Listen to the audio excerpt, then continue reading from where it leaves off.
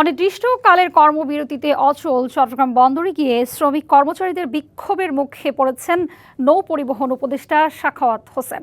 Customs মোড় এলাকায় উপদেষ্টার গাড়ি আটকে স্লোগান দেয় আন্দোলনকারীরা। চট্টগ্রাম বন্দর কর্মবিরতি নিয়ে আরও জানাতে যুক্ত হচ্ছেন সহকর্মী মাসুদুল হক। সরাসরি চলে যাচ্ছি সেখানে। মাসুদ, জানাবেন যে শ্রমিকদের কর্মবিরতি ও বিক্ষোভ নিয়ে বিস্তারিত কি তথ্য রয়েছে আপনার কাছে? এই মুহূর্তে রয়েছে আমি বন্দর ভবনে।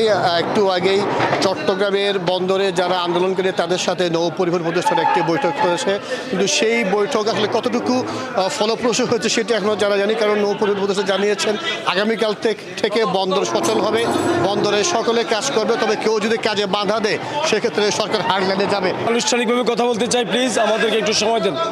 আমরা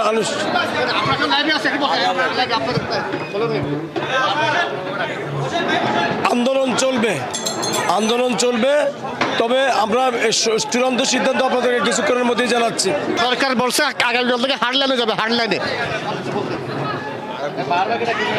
দেখেন, সরকারের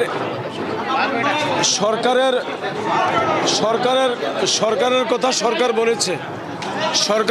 সরকার বলেছে, আমরা আমাদের কথা বলবো। আপনাকে ধন্যবাদ। আসলে শুনছিলেন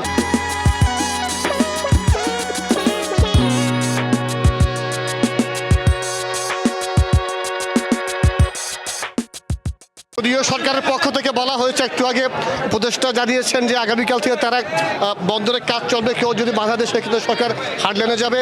এদিকে যারা আন্দোলনকারী যারা শ্রমিক তারা জানিয়েছেন তাদের যে কর্মসূচি বা কর্মবিরতি সেটি অব্যাহত থাকবে। তো এই ছিল আমার কাছে চট্টগ্রাম থেকে খবর। জি, ধন্যবাদ আপনাকে। নিশ্চয়ই পরবর্তী সংবাদে আপনার মাধ্যমে আমরা আরও তথ্য পাবো।